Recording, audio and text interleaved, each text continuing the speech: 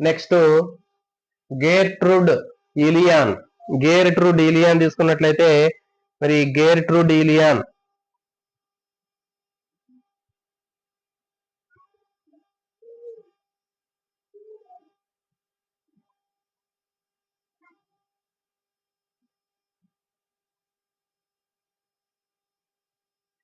New York లో 1918 సంవత్సరంలో ఏమే జన్మించడం జరిగింది. నెక్స్ట్ ఫార్మకాలజిస్ట్ ఏమే ఒక బయోకెమిస్ట్. కాబట్టి ఏమే ఒక ఫార్మకాలజిస్ట్ కమ్ బయోకెమిస్ట్.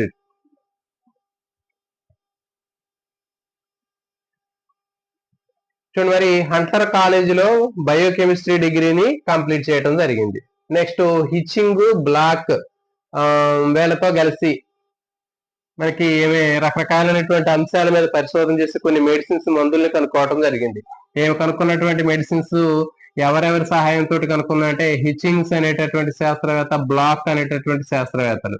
ఈ ఇద్దరు శాస్త్రవేత్తలతో కలిసి ఇలియాన్ అనేటటువంటి శాస్త్రవేత్త లుకేమియా కానివ్వండి, ఇంకా గౌట్ వ్యాధి కానివ్వండి, మలేరియా, హెర్పిస్, తర్వాత ఇంకా యూరినరీ ట్రాక్ లో వచ్చేటటువంటి ఇన్ఫెక్షన్స్ సంబంధించినటువంటి మెడిసిన్స్ కనుక్కోవడం జరిగింది.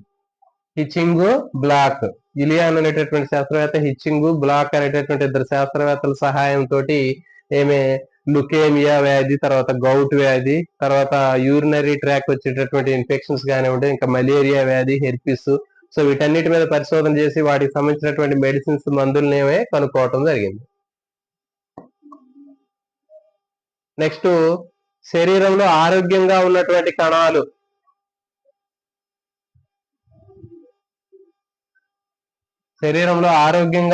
కణాలు, అదేవిధంగా శరీరంలో దాడి చేసేటటువంటి వివిధ రకాలైనటువంటి బ్యాక్టీరియాలు కానివ్వండి, వైరస్లు కానివ్వండి, వ్యాధికారక సూక్ష్మజీవులు, వాటి మీద క్షుణ్ణంగా పరిశోధన చేసి ఆరోగ్యంగా ఉన్నటువంటి కణాలు అనేటటువంటివి వీటికి అంటే బ్యాక్టీరియా కణాలు కానివ్వండి, ఇంకా వైరస్ కానీ, క్యాన్సర్ కణాలు, ఆరోగ్యంగా ఉన్నటువంటి కణాల మీద ఎలాంటి ప్రభావం చూపకుండా ఉండాలంటే ఏ విధంగా చూడాలి, అదేవిధంగా మరి ఆ శరీరంలోకి వచ్చినటువంటి బ్యాక్టీరియాలు కానివ్వండి, వైరస్లు కానీ, క్యాన్సర్ కణాలు అవి ఆరోగ్యంగా ఉన్నటువంటి కణాల మీద ఎలాంటి ప్రభావాన్ని చూపించకుండా ఉండాలి, తర్వాత అవి ఏ విధంగా అభివృద్ధి చెందకుండా ఉండాలో ఏమి పరిశోధన చేయడం జరిగింది. సో కాబట్టి ఈ విధంగా ఆరోగ్యమైనటువంటి కణాలని, తర్వాత శరీరంలో ప్రవేశించి శరీరాన్ని నాశనం చేసే వివిధ రకాలైనటువంటి క్యాన్సర్ కణాలు కానివ్వండి, బ్యాక్టీరియాలు కానివ్వండి, వైరస్లు కానీ, వాటి మీద పరిశోధన చేసి ఆరోగ్యంగా ఉన్నటువంటి కణాలని డ్యామేజ్ చేయకుండా ఉండడానికి ఏం చేయాలి అనేటటువంటి విషయాన్నేమో పరిశోధన చేయడం జరిగింది. బ్యాక్టీరియాలు, వైరస్లు, తర్వాత క్యాన్సర్ కణాలు ఇవి పెరగకుండా అవి వాటి యొక్క పెరుగుదలను కంట్రోల్ చేయాలి. అదేవిధంగా సేమ్ టైం మన శరీరంలో ఉన్నటువంటి ఆరోగ్య కణాల మీద దాని మీద వీటి యొక్క ఎఫెక్ట్ అనేది ఏ విధంగా లేకుండా ఉండాలో ఏమే పరిశోధనలు చేసి వివిధ రకాలైనటువంటి మెడిసిన్స్ ని కనుక్కోవటం జరిగింది. నెక్స్ట్ రిటైర్డ్ అయిన తర్వాత ఏజెడిటీ అజాడోథైమిన్ అనేటటువంటి ఒక మెడిసిన్ కనుక్కోవటం జరిగింది. అంటే అజాడోథైమిన్ అనేటటువంటిది ఎక్కువ ఎయిడ్స్ సంబంధించినటువంటి పేషెంట్స్ ఎవరైతే ఉంటారో వాళ్ళకి ట్రీట్మెంట్ కోసం ఉపయోగిస్తూ ఉంటారు. సో కాబట్టి ఎయిడ్స్ కు ఉపయోగించేటటువంటి మందు అయినటువంటి అజాడోథైమిన్ అనేటటువంటి ఏజెడిటీ అనేటటువంటి మందులు కూడా ఆమె రిటైర్డ్ అయినాక ఏమే కనుక్కోవటం జరిగింది. నెక్స్ట్ 1988 సంవత్సరంలో నోబెల్ ప్రైజ్ ని కూడా ఆమె తీసుకోవటం జరిగింది. నెక్స్ట్ గార్విన్ ఓరిన్ అనేటటువంటి పథకాన్ని కూడా ఏమే పొందటం జరిగింది. వచ్చినటువంటి ప్రైజెస్ కానీ వచ్చినటువంటి సత్కారాలు తీసుకున్నట్లయితే గార్విన్ ఓలిన్ పథకం అనేది మెడల్ రావటం జరిగింది. Next national model of science అనేటటువంటి పురస్కారం కూడా రావటం జరిగింది. ఏమే వివిధ రకాలైనటువంటి సుమారు 45 రకాలైనటువంటి అంశాల మీద పేటెంట్ హక్కులు అనేటటువంటివి ఏమికి రావటం జరిగింది. నెక్స్ట్ 23 రకాలైనటువంటి డిగ్రీలు కూడా ఏమే సంపాదించిందంట. మొత్తం చేసినటువంటి కోర్సులు కానివ్వండి, సంపాదించినటువంటి ఆ సర్టిఫికేట్స్ మొత్తం కూడా దాదాపు 23 రకాలైనటువంటి డిగ్రీలు ఏమే కంప్లీట్ చేసింది. 1999 ఫిబ్రవరి 21వ తేదీన ఏమే మరణించడం జరిగింది.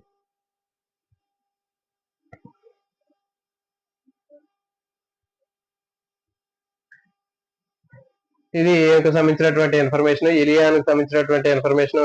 ముఖ్యంగా ఐఎం మీద అడగాల్సినటువంటి క్వశ్చన్లు, ఇంపార్టెంట్ టాపిక్స్ ఏంటంటే ఇలియాన్ అనేటటువంటి శాస్త్రవేత్త ఏ అంశాల మీద పరిశోధన చేసింది అంటే ఎక్కువగా లుకేమియా, గౌట్ వ్యాధి, తర్వాత మలేరియా వ్యాధి, హెర్పిస్ వ్యాధి, యూరినరీ ట్రాక్ వచ్చేటటువంటి ఇన్ఫెక్షన్ సంబంధించినటువంటి ఆ వ్యాధుల మీద పరిశోధన చేసి వాటికి ట్రీట్మెంట్ కోసం అవసరమైనటువంటి మెడిసిన్స్, మందుల్ని కనుక్కోవడం జరిగింది. నెక్స్ట్ ఎవరి సహాయంతో మరి ఏమికి ఈ పరిశోధనలు చేసిందంటే హిచ్చింగ్ బ్లాక్ అనేటటువంటి శాస్త్రవేత్త సహాయంతో ఏమే పరిశోధన చేయడం జరిగింది. నెక్స్ట్ అజాడోథైమిన్ ఏజెడిటి అనేటటువంటి మెడిసిన్ ని ఎవరు కనుక్కున్నారు అని అడిగితే దీనికి ఆన్సర్ మనకి ఇలియాన్ అనేటటువంటి శాస్త్రవేత్త కనుక్కోవడం జరిగింది. ఇది సంబంధించినటువంటి ముఖ్యమైనటువంటి ఇన్ఫర్మేషన్. శరీరంలో ఉండే ఆరోగ్యకరమైనటువంటి కణాలు, వీటి మీద శరీరాన్ని నాశనం చేసేటటువంటి బ్యాక్టీరియాలు కానివ్వండి, వైరస్లు కానివ్వండి, లేకపోతే ఇంకా మనకి క్యాన్సర్ కణాలు అవి అభివృద్ధి చెందకుండా ఉండాలి. మన శరీరం మీద వాటి యొక్క ఎఫెక్ట్ అనేది ఏ విధంగా లేకుండా ఉండడం కోసం ఏమి చేసినటువంటి పరిశోధన కానీ, మెడిసిన్స్ కానీ ఉపయోగపడతాయి. ఇవి సంబంధించినటువంటి ఇన్ఫర్మేషన్ అండి. నెక్స్ట్ మరికొంతమంది శాస్త్రవేత్తలు, అంటే విజ్ఞాన శాస్త్రానికి సంబంధించినటువంటి వివిధ రకాలైనటువంటి శాస్త్రవేత్తలు వాళ్ళు చేసినటువంటి పరిశోధనలు అనేవి ఎట్లా ఉన్నాయి అనేటటువంటిది చూద్దాం. అంటే రీసెంట్ అడ్వాన్స్మెంట్ అండ్ రీసెర్చ్, ఈ సమీప కాలాల్లో జరిగినటువంటి విజ్ఞాన శాస్త్రం కానివ్వండి, జీవశాస్త్రంలో కానీ జరిగినటువంటి వివిధ రకాలైనటువంటి పరిశోధనలు అనేటటువంటివి ఎట్లా ఉన్నాయి ఏంటి అనేటటువంటిది మనం ఇక్కడ తీసుకున్నట్లయితే మనకి జనరల్ గా చూడండి, మనకి ఫోరెన్సిక్ పేలినాలజీ, ఇది రీసెంట్ గా డెవలప్మెంట్ జరిగినటువంటి సైన్స్ లో వచ్చినటువంటి కొత్త టాపిక్ లేకపోతే కొత్త బ్రాంచ్ అండి ఇది. అంటే సైన్స్ లో ఎప్పటికప్పుడు మనకి పరిశోధనలు జరుగుతూ ఉంటాయని చెప్పాము. ఆ పరిశోధన ఫలితాలు లేదా రీసెర్చ్ ఫలితంగా మనకి ఈ తాజాగా ఈ రీసెంట్ గా ఉన్నటువంటి ఆ ఎక్స్పెరిమెంట్స్ లేకపోతే ఇన్నోవేషన్స్ ఏంటి అంటే ఫోరెన్సిక్ పేలినాలజీ అనేటటువంటిది మనకి కనిపిస్తూ ఉంటుంది. మరి దీంట్లో మనకి ఇవి రెండు విడిగా తెలుసు. ఫోరెన్సిక్ సైన్స్ తెలుసు, మనకి పేలినాలజీ తెలుసు. అంటే ఫోరెన్సిక్ సైన్స్ అంటే జనరల్ గా మనం చెప్తూ ఉంటాం, అంటే నేరస్తులు పట్టుకోవడానికి ఉపయోగించేటటువంటి వివిధ రకాలైనటువంటి వేలు ముద్రలు కానివ్వండి, లేకపోతే జుట్టు కానివ్వండి, రక్తం నమూనాలు కానీ వీటిని ఉపయోగించి ఫోరెన్సిక్ విభాగంలో మనకి వివిధ రకాలైనటువంటి నేరస్తుల్ని పట్టుకోవడానికి ఉపయోగిస్తూ ఉంటాం. అది ఫోరెన్సిక్, అది మనకి తెలుసు. తర్వాత పేలినాలజీ అంటే పరాగరేణువుల గురించి అధ్యయనం చేసేటటువంటి శాస్త్రాన్ని పేలినాలజీ అంటారు, మనకి తెలుసు. అయితే రెండింటిని కలిపి ఫోరెన్సిక్ పేలినాలజీ అనేటటువంటిది ఒక కొత్త బ్రాంచ్ అనేది రావటం జరిగింది. అంటే దీంట్లో ఏం చేస్తారు అంటే జనరల్ గా ఎవరైనా నేరం చేసిన వాళ్ళు కానివ్వండి, ఏదైనా దొంగతనం చేసినటువంటి వాళ్ళు ఒక పర్టికులర్ గా ఒక ప్లేస్ నుంచి వాళ్ళు ఎస్కేప్ అయిపోయినప్పుడు ఆ ప్రాంతంలో ఉన్నటువంటి పరాగరేణువులు కానివ్వండి, ఆ దగ్గరలో ఉన్నటువంటి మొక్కలకు సంబంధించినటువంటి పరాగరేణువులు, పోలినస్ ఏవైతే ఉంటాయో వాటి యొక్క శాంపిల్స్ ని క్రిమినల్ ఎవరైతే ఉంటారో, నేరం చేసినటువంటి వాళ్ళు కానీ, దొంగతనం చేసినటువంటి వాళ్ళు కానివ్వండి, వాళ్ళ శరీరం మీద ఉన్నటువంటి వాళ్ళ బట్టలు కట్టుకున్నటువంటి ఆ పోలిన్ గ్రెయిన్స్ కానీ, పరాగరేణువులు కానీ, పుప్పొడి రేణువులు కానీ పరిశోధన చేసి మ్యాచింగ్ చేసి వాళ్ళు ఆ దొంగల్ని కానీ, నేరస్తుల్ని కానీ, క్రిమినల్స్ కానీ పట్టుకోవడానికి ఉపయోగిస్తూ ఉంటారు. సో మరి అలాంటి బ్రాంచ్ ఏంటంటే ఫోరెన్సిక్ పేలినాలజీ అని చెప్తారు. సో ఇట్లాంటివి ఎక్కువగా అడగడానికి అవకాశం ఉంటుందండి. నేర పరిశోధనలో పుప్పొడి రేణువులు ఉపయోగించి దొంగల్ని కానివ్వండి, లేకపోతే నేరస్తులు కానీ పట్టుకునేటటువంటి విషయానికి సంబంధించినటువంటి బ్రాంచ్ అది. నెక్స్ట్ ఇంకా రీసెంట్ గా జరిగినటువంటి పరిశోధనలో ఈ డీజిల్ అనేటటువంటిది కూడా మనకి రీసెంట్ గా జరిగినటువంటి పరిశోధనలో మనం తెలుసుకోవచ్చు. దీంట్లో ఏంటి అంటే చూడండి, ఎలాంటి పొల్యూషన్, జనరల్ గా డీజిల్ అనేది మనకి కెమికల్, దాంట్లో ఉన్నటువంటి ఆ కెమికల్ వల్ల ఏమవుతుందంటే అది పొల్యూషన్ గురవుతుంది. మరి ఎలాంటి పొల్యూషన్ లో లేకుండా ఈ డీజిల్ అనేటటువంటి ఒక ఫ్యూయల్ ని తయారు చేయడం జరిగింది. అదేంటి అంటే జర్మనీలో ఉన్నటువంటి ఆడి అనేటటువంటి కంపెనీ దీన్ని తయారు చేయడం జరిగింది. సో ఇది మీకు బిట్ అడగడానికి అవకాశం ఉండేది ఏంటంటే ఈ డీజిల్ ని ఏ కంపెనీ తయారు చేసింది అంటే ఆడి కంపెనీ తయారు చేయడం జరిగింది. ఇది ఎలాంటి పర్యావరణానికి సంబంధించినటువంటి ఈకో ఫ్రెండ్లీ ఫ్యూయల్ ఇది. నెక్స్ట్ సిగ్నల్ ట్రాన్స్డక్షన్ అనేటటువంటిది తీసుకున్నట్లయితే చూడండి, మరి సిగ్నల్ ట్రాన్స్డక్షన్ ఇన్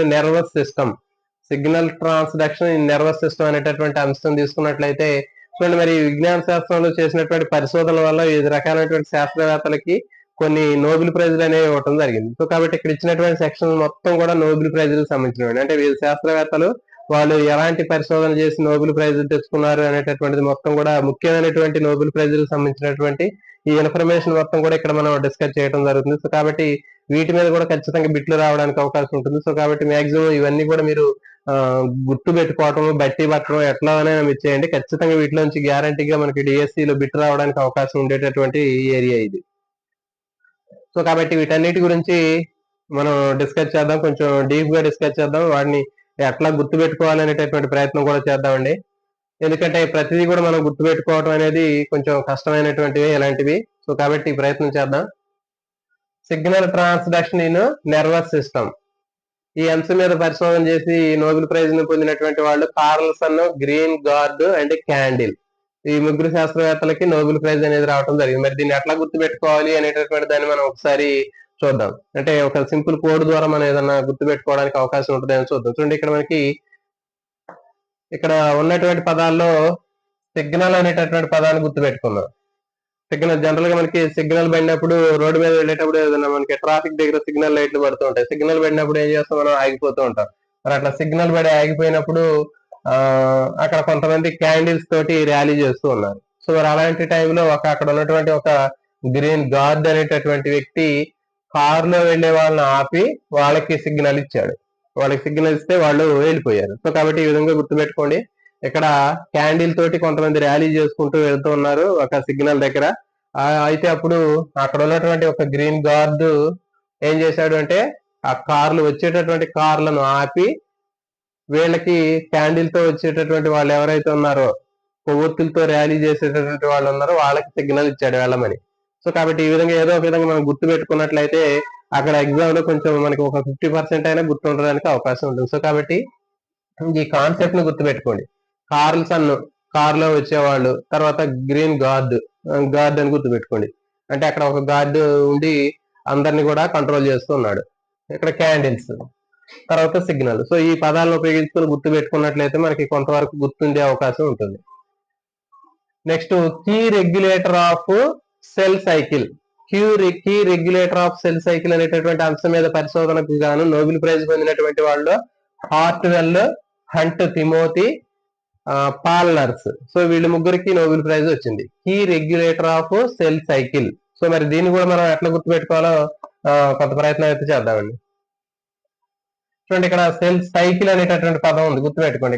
ఇక్కడ సైకిల్ అనే పదం ఉంది, దాంతో పాటు ఇక్కడ కీ అనేటటువంటిది ఉంది, రెగ్యులేషన్ అనేటటువంటి పదం ఉంది. అంటే రెగ్యులేషన్ అంటే ఆపటం, కీ అంటే కీ తర్వాత సైకిల్ కి కీ వేసి ఆ సైకిల్ ని ఆపటం అనేటటువంటి కాన్సెప్ట్ ఇది. అంటే ఇక్కడ హార్ట్వెల్, హంట్ తిమోతి, పాల్నర్స్. ఈ మరి చూడండి, పాల్నర్స్ అనేటటువంటి ఈవిడ మరి ఆ డ్యూటీ చేయకుండా ఏం చేస్తుందంటే సైకిల్ మీద పాలు అమ్ముతుంది. ఆమె నర్సింగ్ డ్యూటీ చేయకుండా సైకిల్ మీద పాలు అమ్మటానికి వెళ్తూ ఉంటే ఏం చేశారంటే ఇప్పుడు అర్జెంట్ గా డ్యూటీ ఉంది రావాలి అని చెప్పేసి ఆమెని సైకిల్ కి కీ వేసి రెగ్యులేట్ చేశారు. అంటే ఏంటి, కంట్రోల్ చేశారు వెళ్ళొద్దని. అప్పుడు ఆమె ఏమైందంటే బాగా హర్ట్ అయ్యి మూతి తిప్పుకుంది. సో ఇట్లా గుర్తుపెట్టుకోండి. సో కాబట్టి ఈ కాన్సెప్ట్ తోటి మీకు ఈజీగా గుర్తుపెట్టుకోవచ్చు. Key regulator of cell cycle అనేటటువంటి వీళ్ళు చేసినటువంటి ఈ అంశం మీద ఈ శాస్త్రవేత్తల ముగ్గురికి కూడా గుర్తుపెట్టుకోండి. పాల్నర్స్ ఏం చేస్తుంది, ఆ డ్యూటీకి వెళ్లకుండా సైకిల్ మీద పాలు అమ్మటానికి వెళ్తుంది. మరి అట్లా వెళ్తూ ఉంటే అర్జెంట్ గా రమ్మని చెప్తే ఆమె వినలేదు. అప్పుడు ఏం చేశారు వాళ్ళు, ఆ సైకిల్ కి కీ వేశారు. అంటే కీ తోటి రెగ్యులేట్ చేశారు. అంటే తాళం ఉంటుంది కదా, తాళం వేసి వెళ్ళొద్దని చెప్పారు. అప్పుడు ఆమె హర్ట్ అయ్యి బాగా మూతి తిప్పుకుంది. సో ఈ విధంగా గుర్తుపెట్టుకోండి, ఈజీగా మనకి కోడ్ అనేది గుర్తుంటుంది. Next, genetic regulation of organ development and program death cells. Genetic regulation of organ development and programmed death cells. So వీటి మీద పరిశోధన చేసి నోబెల్ ప్రైజ్ పొందినటువంటి వాళ్ళు సిడ్నీ బ్రెన్నర్ ప్లస్ విడ్జ్, తర్వాత సలెస్టన్. సో మరి దీనికి గుర్తుపెట్టుకునేది ఏంటంటే ఇక్కడ ప్రోగ్రామ్డ్ డెత్ సెల్స్ అని చెప్పాలి. డెత్ సెల్స్ అనేటటువంటిది దానికి మనకు ఉన్నటువంటి టాపిక్ లో ఉంది, చనిపోయినటువంటి కణాలు. ఇక్కడ మరి సిడ్నీ బ్రన్నర్ అంటే ఏంటి, బార్న్ అని గుర్తుపెట్టుకోండి. బ్రన్నర్ అంటే ఏంటి, బార్న్. అంటే దీనికి ఆపోజిట్, డెత్ అంటే చనిపోవడం, దానికి ఆపోజిట్ ఏంటి అంటే బార్న్. అంటే ఏంటి, బ్రన్నర్ అంటే ఈక్వల్ గా మనకి బార్న్ అనే పదాన్ని గుర్తుపెట్టుకోండి. తర్వాత విడ్జ్, సలెస్టన్ అంటే ఇక్కడ సన్. సలెస్టన్ లో దీన్ని మనం తీసేసాం అనుకోండి, సన్ అనేటటువంటి పదం ఉంటుంది. అంటే ఏంటి, ఇక్కడ చనిపోవటము, పుట్టటం, ఒక కుమారుడు పుట్టాడు అన్నట్టుగా గుర్తుపెట్టుకోండి. ఓకేనా. సో ఇది దీనికి సంబంధించినటువంటి research. Next, Helicobacter pylori. Helicobacter pylori అనేటటువంటిది ఆ బ్యాక్టీరియా హెలికోబాక్టర్ పైలోరి అనేటటువంటి బ్యాక్టీరియా దాని యొక్క రోల్ ని వివరించినటువంటి శాస్త్రవేత్తలు. అంటే ఏంటి, గ్యాస్ట్రిక్ పెప్టిక్ అల్సర్స్ రావడంలో, గ్యాస్ట్రిక్ అల్సర్ కానివ్వండి, పెప్టిక్ అల్సర్స్ కానీ రావడంలో ఎక్కువ మరి హెలికోబాక్టీరియా పైలోరి అనే బ్యాక్టీరియా యొక్క రోల్ ఏంటి తెలుసుకోవడం కోసం చేసినటువంటి ఆ పరిశోధనలో నోబెల్ ప్రైజ్ పొందినటువంటి వాళ్ళు ఎవరంటే మార్షల్, రాబిన్, వారెన్. మరి దీన్ని ఎట్లా గుర్తుపెట్టుకోవచ్చు అంటే చూడండి, మార్షల్ ఆర్ట్స్ సంబంధించినటువంటి మార్షల్ ఫైటింగ్ చేసి రాబిన్, వారెన్ వాళ్ళిద్దరు కొట్టుకున్నారు. మరి అట్లా ఫైట్ చేయడం వల్ల వాళ్ళు ఏంటంటే పొట్టలో కొట్టుకొని తన్నుకొని వాళ్ళకి గ్యాస్ట్రిక్ పెప్టిక్ అల్సర్స్ తెచ్చుకున్నారు వాళ్ళు. ఓకే, మార్షల్ ఫైట్స్ చేసి వాళ్ళు రాబిన్, వారెన్ వాళ్ళు ఫైట్ చేసుకొని కొట్టుకొని వాళ్ళు ఎక్కువగా పొట్ట మీద తన్నుకోవడం వల్ల ఏంటంటే వాళ్ళకి గ్యాస్ట్రిక్ పెప్టిక్ అల్సర్స్ వచ్చాయని గుర్తుపెట్టుకోండి. Next, RNA interference gene silencing by double stand RNA. మరి ఈ అంశం మీద పరిశోధన చేసినటువంటి శాస్త్రవేత్తలు Z, Fire, Craig, Mel. So వీళ్ళు నలుగురు RNA interference gene silencing by double stand RNA. So ఈ అంశం మీద వీళ్ళు పరిశోధన చేశారు, Z, Fire, Craig, Mel. So దీన్ని ఎట్లా గుర్తుపెట్టుకోవాలి అంటే చూడండి, ఇక్కడ ఇచ్చినటువంటి అంశంలో ఇంటర్ఫియరెన్స్ అనే పదాన్ని గుర్తుపెట్టుకోండి, సైలెన్సింగ్ అనే పదాన్ని గుర్తుపెట్టుకోండి. అంటే ఇక్కడ చూడండి, ఫైర్ ఒక చోట ఫైరింగ్ అవుతుంటే సైలెంట్ గా ఉన్నారు ఒక అతను. అక్కడ ఫైరింగ్ అయ్యేటప్పుడు జనరల్ గా ఏదైనా కాలిపోయేటప్పుడు, ఏదైనా అగ్ని ప్రమాదం జరిగినప్పుడు కానీ ఏదైనా చేసి చాలా మంది ఏం చేస్తుంటారు, అందరికీ తెలిసేటట్లుగా ఏదైనా ఇన్ఫర్మేషన్ ఇవ్వటం లేకపోతే చేస్తూ ఉంటారు. సో కానీ అతను ఏం చేశాడు, సైలెంట్ గా ఉన్నాడు, మనకు సంబంధం లేదని సైలెంట్ గా ఉన్నాడు. అప్పుడు మరొక వ్యక్తి ఇంటర్ఫియర్ అయ్యి మెల్లగా ఏం చేశాడు, ఫైర్ ఇంజిన్ ఫోన్ చేశాడు. ఫైర్ ఇంజిన్ ఆ ఫైర్ ఇంజిన్ ఎట్లా వచ్చింది, జెడ్ స్పీడ్ తో వచ్చింది. మరి జెడ్ స్పీడ్ తో వస్తుంటే అక్కడ మిగిలిన వాళ్ళందరూ కూడా బాగా అరుస్తూ ఉన్నారు, త్వరగా కాపాడండి, త్వరగా ఆ మంటలు ఆర్పండి అని వాళ్ళు అరుస్తూ ఉన్నారు. సో కాబట్టి ఈ విధంగా సింపుల్ గా దీన్ని గుర్తుపెట్టుకోవచ్చండి. గుర్తుపెట్టుకోండి, ఇంటర్ఫియరెన్స్ అనేటటువంటి అంశాన్ని గుర్తుపెట్టుకోండి, అంటే జోక్యం చేసుకోవటం, తర్వాత సైలెంట్ గా ఉండటం. ఈ రెండు పదాలు గుర్తుపెట్టుకుంటే ఆర్ఎన్ఏ తర్వాత డబుల్ స్టాండ్ ఆర్ఎన్ఏ సంబంధించినటువంటి ఇన్ఫర్మేషన్. దీంట్లో జెడ్, ఫైర్, క్రైగ్, మెల్. ఫైర్ అంటే ఫైరింగ్ జరిగేటప్పుడు, కాలిపోయేటప్పుడు, ఏదైనా వేసవిలో మనకి అగ్ని ప్రమాదం జరిగిపోయినప్పుడు ఒక వ్యక్తి సైలెంట్ గా ఉన్నాడు, అంటే ఏం మాట్లాడకుండా సైలెంట్ గా ఉంటే ఇంకొక అతను ఇంటర్ఫియర్ అయ్యి మెల్లగా ఏం చేశాడు అంటే ఫైర్ ఇంజిన్ ఫోన్ చేస్తే అది జెడ్ స్పీడ్ తోటి వచ్చింది. ఆ జెడ్ స్పీడ్ తోటి వచ్చి ఏం చేసింది, మంటలను ఆర్పింది. సో అక్కడ వాళ్ళందరూ కూడా కేకలు పెడుతూ అరుస్తూ ఉన్నారు అట్లా. సో ఇది సందర్భాన్ని గుర్తుపెట్టుకోండి, ఈజీగా అంతా గుర్తుపెట్టుకోవచ్చు. అంటే ఈ నలుగురు శాస్త్రవేత్తలు ఇచ్చి ఏ అంశం మీద పరిశోధన చేశారు అని అడిగినప్పుడు మనకి ఈజీగా గుర్తుండడానికి అవకాశం ఉంటుంది. Next, principles for integration of gene modification use of embryonic stem cells. Principles for integration of gene modification use of embryonic stem cells. మరి ఈ అంశం మీద పరిశోధన చేసి నోబెల్ ప్రైజ్ పొందినటువంటి వాళ్ళు మరియా మార్టిన్, ఆలివర్ స్మిత్. మరి దీన్ని ఎట్లా గుర్తుపెట్టుకోవాలంటే చూడండి, మారియా మార్టిన్లు వీళ్ళిద్దరు కూడా వాళ్ళకి పిల్లలు లేకపోతే వాళ్ళు ఏం చేశారంటే ఎంబ్రియోనిక్ స్టెమ్ సెల్స్ అనేటటువంటి టెక్నిక్ ని ఉపయోగించి వాళ్ళు ఒక శిశువుని కనటం జరిగింది. శిశువు పేరు ఆలివర్ స్మిత్. గుర్తుపెట్టుకోండి, మారియా మార్టిన్లకు పుట్టినటువంటి పిల్లవాడు ఎవరు అంటే ఆలివర్ స్మిత్ అని గుర్తుపెట్టుకోండి. వీళ్ళు ఎంబ్రియోనిక్ స్టెమ్ సెల్స్ టెక్నాలజీని ఉపయోగించి వాళ్ళు పిల్లల్ని ప్లాన్ చేసుకోవడం జరిగింది. నెక్స్ట్, సర్వికల్ క్యాన్సర్ కి కారణమైనటువంటి human papilloma virus, HPV virus. Cervical cancer కారణమైనటువంటి సూక్ష్మజీవి అయినటువంటి వైరస్ అనేటువంటి హ్యూమన్ పాపిలోమా వైరస్ అనేటటువంటి దాన్ని కనుగొన్నందుకు గాను హెరాల్డ్ జర్హాసన్ అనేటటువంటి వ్యక్తికి నోబెల్ ప్రైజ్ వచ్చింది.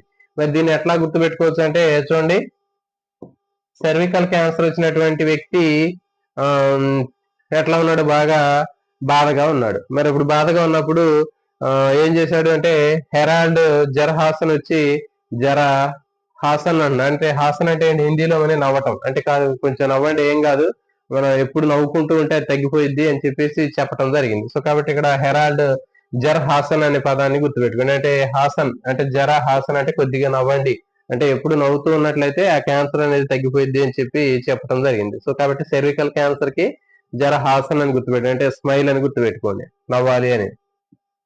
Next HIV, human immuno virus, human immuno deficiency virus అనేది మనకి ఎయిడ్స్ సంబంధించినటువంటి వైరస్.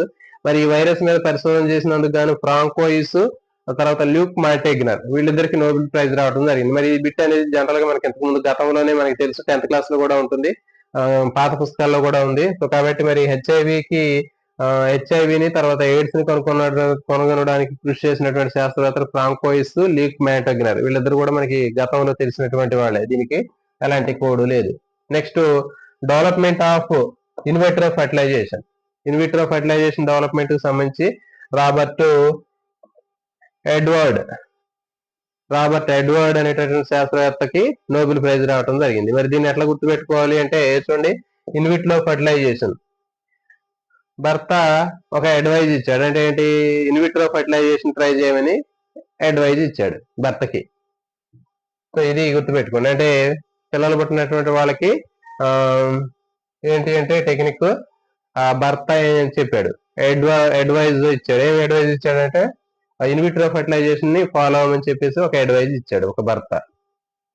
సో ఇది గుర్తుపెట్టుకో. నెక్స్ట్ ఇన్నేట్ ఇమ్యూనిటీ మీద పరిశోధన చేసినటువంటి శాస్త్రవేత్తలు, అంటే జనరల్ గా మన లైఫ్ టైమ్ లో మనం ఇమ్యూనిటీ అనేది 2 రకాలుగా ఉంటుంది. మనం బై బర్త్ వచ్చేటటువంటి ఇమ్యూనిటీ ఉంటుంది, అట్లా కాకుండా మనకి ఎక్వైర్డ్ ఇమ్యూనిటీ కూడా ఉంటుంది, అంటే కొన్ని రకాలైనటువంటి వ్యాక్సిన్స్, టీకాలు వేసుకోవడం ద్వారా వచ్చేటటువంటి ఎక్వైర్డ్ ఇమ్యూనిటీ. అట్లా కాకుండా బై బర్త్ మన పుట్టుకతోటే వచ్చేటటువంటి ఇమ్యూనిటీని ఇన్నేట్ ఇమ్యూనిటీ అంటారు. మరి ఇన్నేట్ ఇమ్యూనిటీ మీద చేసినటువంటి పరిశోధనకి నోబెల్ ప్రైజ్ వచ్చినటువంటి శాస్త్రవేత్త ఎవరంటే బ్యూట్లర్, హాఫ్మన్, రాల్ఫ్. అయితే మరి దీన్ని ఎట్లా గుర్తుపెట్టుకోవచ్చు అంటే చూడండి, ఇక్కడ బ్యూట్లర్, హాఫ్మెన్, దాదాపు చాలా మంది, సగం మంది మెన్, అంటే మనుషులు ఎక్కడ పోతుంటారు, బ్యూటీ పార్లర్ పోతూ ఉంటారు. ఎందుకంటే వాళ్ళు మేకప్ వేసుకొని అందంగా ఉండడం కోసం వెళ్తూ ఉంటారు. కానీ మరి వాళ్ళు వేసుకున్నటువంటి మేకప్ అనేది ఏమవుతుందంటే ఎప్పటికప్పుడు రాలిపోతూ ఉంటుంది. ఎందుకు రాలిపోతుంది అంటే వాళ్ళు బేసికల్ గా వాళ్ళకి అందం అనేటటువంటిది పుట్టుకతో లేదు. మరి పుట్టుకతో ఉంటే వాళ్ళకి ఎలాంటి బ్యూటీ పార్లర్కి వెళ్లాల్సిన అవసరం లేదు. కానీ వాళ్ళు పుట్టుకతో వాళ్ళు అందంగా లేరు కాబట్టి వాళ్ళు ఏం చేస్తారంటే బ్యూటీ పార్లర్ కి వెళ్ళి వాళ్ళు మేకప్ వేసుకున్నప్పుడు ఆ వేసుకున్నటువంటి మేకప్ అనేది రాలిపోయే అవకాశం ఉంటుంది. సో కాబట్టి అది గుర్తుపెట్టుకోండి. హాఫ్ మెన్ అంటే సగం మంది లేడీస్ లేకపోతే ఎక్కువగా, సో హాఫ్ మెన్, సగం మంది మనుషులు ఎక్కడికి వెళ్తారు, బ్యూట్లర్ అంటే బ్యూటీ పార్లర్ కి వెళ్తున్నారు. ఎందుకు అంటే వాళ్ళు మేకప్ కి, మరి ఆయన వేసుకున్నటువంటి మేకప్ ఉంటుందా అంటే ఉండదు, రాలిపోతుంది. సో కాబట్టి రాల్ఫ్ అని గుర్తుపెట్టుకోండి. ఎందుకు రాలిపోతుంది అంటే మరి అది పుట్టుకతోటి వాళ్ళకి వచ్చినటువంటి ఆ అందం కాదు, అంటే ఏంటి, ఇన్నేట్ కాదు. ఓకేనా? సో కాబట్టి ఇది గుర్తుపెట్టుకోండి. ఇంకొకటి ఒక శాస్త్రవేత్తకు సంబంధించినటువంటి ఇంకొక ఇన్ఫర్మేషన్, ఒక చిన్న టాపిక్ ఉందండి, అది దాని బోర్డు మీద పట్టలేదు, అది రాయలేదు. 2 అంశాలు ఉన్నాయి. 2012లో matured cells can be reprogrammed to become pluripotent అనే విషయాన్ని కనుగొన్నందుకు గాను sir John Gurdon Shinya Yamanaka అనేటటువంటి చైనాకు సంబంధించినటువంటి లేదా జపాన్ సంబంధించినటువంటి శాస్త్రవేత్తకు నోబెల్ ప్రైజ్ వచ్చింది. మరి దీన్ని ఎట్లా గుర్తుపెట్టుకోవచ్చు అంటే చూడండి, matured cells can be reprogrammed to become a pluripotent cells, అంటే మెచ్యూర్డ్ సెల్స్ అనేవి అవి రీప్రోగ్రామ్ చెందుతాయి, అంటే ఇప్పుడు మళ్ళీ కొత్త కణాలను ఉత్పత్తి చేసేటటువంటి సెల్స్ గా అవి రీప్రోగ్రామ్ చెందుతాయి అనేటటువంటి విషయాన్ని కనిపెట్టినందుకు గాను సర్ జాన్ గర్డెన్ షిన్యా యమనాకా. మరి దీనికి సింపుల్ కోడ్ తోటి ఎట్లా గుర్తుపెట్టుకోవచ్చు అంటే చూడండి, రీప్రోగ్రామ్డ్ అనే పదాన్ని గుర్తుపెట్టుకుంటే ఇక్కడ శాస్త్రవేత్త పేరులో యమనాకా అని ఉంది, అంటే ఏంటి, యమదొంగ అని గుర్తుపెట్టుకోండి ఏదైనా పేరుతోటి. అంటే యమదొంగ సినిమాలో ఏం చేశాడు, అక్కడికి వెళ్ళి యమలోకంలోకి పోయి మొత్తం ఆ యమధర్మరాజు చేసేటటువంటి ప్లాన్లు మొత్తం కూడా రీప్రోగ్రామ్ చేశాడు. సో కాబట్టి అట్లా గుర్తుపెట్టుకోండి, రీప్రోగ్రామ్డ్ అని గుర్తుపెట్టుకోండి. రీప్రోగ్రామ్డ్ యమనాక, అంటే యమదొంగ సినిమాలో మనకి జూనియర్ ఎన్టీఆర్ ఉంటాడు కదా, సో అట్లా గుర్తుపెట్టుకోండి యమనాక. సో కాబట్టి తప్పదు, కొన్ని సందర్భాల్లో మరి మనకి ఒక్కొక్క బిట్ అనేది చాలా కీలకమైంది, ఒక బిట్ లోనే జాబ్ కూడా పోయే అవకాశం ఉంటుంది. సో కాబట్టి మాక్సిమం మనం ప్రతిదీ కూడా కొన్ని ఏమన్నా అవకాశం ఉంటాయంటే ఇప్పుడు దాదాపు ఈ శాస్త్రవేత్తలు అందరి శాస్త్రవేత్తలు మన మైండ్ లో గుర్తుపెట్టుకోవడం అంటే కొంచెం సాధ్యమైనది పని కాదు. సో కాబట్టి మనకి ఇలాంటి శాస్త్రవేత్తలు మాక్సిమం వీటి మీద బిట్టు రావడానికి అవకాశం ఉంటుంది. కాబట్టి మరి దీంట్లో లేనటువంటి వాళ్ళు, ఉన్నటువంటి వాళ్ళు, ఏ అంశం మీద పరిశోధన చేశారు, ఈ అంశం మీద పరిశోధన చేసిన శాస్త్రవేత్తలు ఎవరు అని ఎక్కువగా అడగడానికి అవకాశం ఉంటుంది. సో కాబట్టి ఇది దీనికి సంబంధించినటువంటి ఇన్ఫర్మేషన్ అండి. నెక్స్ట్ ఇంకొంచెం దీనికి స్టార్టింగ్ లో మనకి జనరల్ గా ఉన్నటువంటి ఇన్ఫర్మేషన్ అనేది ఇవ్వడం జరిగింది. అంటే విజ్ఞాన శాస్త్రానికి సంబంధించినటువంటి చరిత్రకు సంబంధించింది. మరి ఇది మనకు మామూలు క్యాజువల్ గానే ఉంది. దాంతో పాటు దీంట్లో మనకి ఇంకొంచెం ఏంటి అంటే ఫ్లోరో కార్బన్స్ అంటే జీవశాస్త్రం పర్యావరణానికి సంబంధించినటువంటి ఇన్ఫర్మేషన్ కొంచెం ఇవ్వడం జరిగింది. దీంట్లో వాతావరణ కాలుష్యానికి సంబంధించి సిఎఫ్సిలు అంటే ఓజోన్ పొరని దెబ్బతీసేటటువంటి ఫ్లోరో కార్బన్ సిఎఫ్సిలు అనేటటువంటి దాని గురించి, దాని వల్ల ఓజోన్ పొర అనేది డ్యామేజ్ అవుతుందని చెప్పాము. సిఎఫ్సి అంటే ఫ్లోరో కార్బన్స్. మరి ఇది ఓజోన్ పొరని డ్యామేజ్ చేస్తుందని చెప్పాము. ఓజోన్ పొర అనేది మనకి స్ట్రాటోస్ఫియర్ లో ఉంటుంది. అంటే ఫస్ట్ లేయర్ ట్రోపోస్ఫియర్, దాని తర్వాత స్ట్రాటోస్ఫియర్ ఉంటుందని చెప్పాము. మరి ఆ స్ట్రాటోస్ఫియర్ లో మనకి ఓజోన్ లేయర్ ఉంటుంది. ఓజోన్ అనేది O3 దాని ఫార్ములా. అది ఘాటైనటువంటి ఆర్డర్ స్మెల్ ని కలిగి ఉంటది, ఘాటైన వాసన ఉంటది. అది బ్లూ కలర్ లో ఉంటది. దానికి సంబంధించినటువంటి ఏ ఇన్ఫర్మేషన్. నెక్స్ట్ ఇంకా గర్భనిరోధక పద్ధతులైనటువంటి ట్యూబెక్టమీ, వాసెక్టమీ ఇలాంటివి కూడా విజ్ఞాన శాస్త్రానికి సంబంధించినటువంటి అంశాలు అని చెప్పాడు ఇక్కడ. మరి వ్యాసెక్టమీ అనేటటువంటిది పురుషులు చేసేటటువంటి బర్త్ కంట్రోలింగ్ మెథడ్. అదేవిధంగా ట్యూబెక్టమీ అనేది ఫీమేల్స్ లేడీస్ కి చేసేటటువంటి birth controlling method, surgical methods ఇవి. అయితే దీంట్లో గుర్తుపెట్టుకునే వ్యాసెక్టమీ అనేటటువంటిది పురుషులు చేసేది. దీన్ని ఎట్లా గుర్తుపెట్టుకోవచ్చు అంటే వాసు అనే పదాన్ని గుర్తుపెట్టుకోండి. వ్యాసెక్టమీలో వాసు అనే పదం అనేది, వాసు అంటే మేల్, అంటే మేల్స్ చేసేటటువంటి సర్జికల్ పర్మనెంట్ సర్జికల్ మెథడ్ ఏదైతే ఉందో దాన్ని ఏమంటారంటే వ్యాసెక్టమీ అంటారు. తర్వాత ట్యూబెక్టమీ అనేది స్త్రీలకు సంబంధించింది. వివిధ రకాలైనటువంటి యాంటీబయాటిక్స్ ఇవన్నీ ఇక మొత్తం ఈ చాప్టర్ లో మొత్తం దాదాపు 99% మనకి ముఖ్యమైనటువంటి ఇన్ఫర్మేషన్ మొత్తం అయిపోయిందండి. దాదాపు దీంట్లో ఎలాంటి బిట్ రావడానికి కూడా మనకి అవకాశం లేదు. ఏ బిట్ అయినా కానీ మాక్సిమం ఇచ్చినటువంటి 4 క్లాసులకు సంబంధించినటువంటి ఇన్ఫర్మేషన్ మీరు ఫాలో అయినట్లయితే ఖచ్చితంగా మీకు ఏ రకమైనటువంటి బిట్ కైనా ఆన్సర్ చేయగలుగుతారు. సో కాబట్టి మరి లైవ్ లో ఉన్నటువంటి మిత్రులు అందరూ కూడా మరి లైవ్ ని లైక్ చేయండి. అదేవిధంగా మీ ఫ్రెండ్స్ కి షేర్ చేయండి. మీరు రెగ్యులర్ గా మరి డిఎస్సి సంబంధించినటువంటి మెథడాలజీ సంబంధించినటువంటి టాపిక్స్ రెగ్యులర్ గా మీరు చదువుతుండవండి. మరి డిఎస్సి నోటిఫికేషన్ పట్టలేదు అనేటటువంటి కాన్సెప్ట్ తోటి మీరు డిఎస్సి నెగ్లెక్ట్ చేసినట్లయితే మీరు ఇంకా పూర్తిగా ట్రాక్ తప్పే అవకాశం ఉంటుంది. కాబట్టి మీ యొక్క ప్రిపరేషన్ అనేది ఖచ్చితంగా సగం దూరం వచ్చారు. సగం దూరం పరిగెత్తినటువంటి పరుగు పందెంలో మధ్యలో డ్రాప్ అయిపోయినట్లయితే మిగిలినటువంటి వాళ్ళు మనకంటే నిదానంగా వచ్చినటువంటి వాళ్ళు స్పీడ్ గా పరిగెత్తే అవకాశం ఉంటుంది. సో కాబట్టి మీ ప్రిపరేషన్ ని కొంచెం స్లో చేసుకోండి, పర్వాలేదు, కానీ పూర్తిగా ఆఫ్ చేయొద్దు. అంటే మనం రన్నింగ్ రేస్ లో పార్టిసిపేట్ చేసేటప్పుడు డిస్టెన్స్ అనేది ఒక 500 మీటర్ల పరుగు పందెం ఉందనుకోండి. 500 మీటర్ల పరుగు పందెంలో దాదాపు ఒక 200 మీటర్ల పరుగు పందెాన్ని కంప్లీట్ చేశాం.